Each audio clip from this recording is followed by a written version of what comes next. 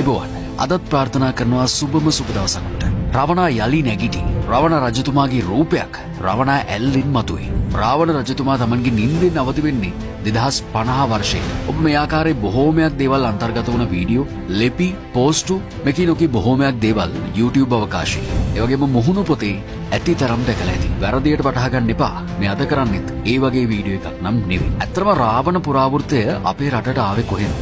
මේකේ අගමුල මොකක්ද? මේ පුරාවෘත්තය ලංකාවේ වගේම ඉන්දියාවේ මේ තරම් පැතිරුණේ කොහොමද? අද අපි සූදානම් වෙන්නේ මෙන්න මේ ප්‍රශ්න වලට ගවේෂණාත්මකව ඔබට පිළිතුරු සපයන්න. ඉතින් වෙනද වගේම ආරාධනා කරනවා රැඳින්න. මේ සුවිශේෂී වූ ගවේෂණෙත් අවසන්.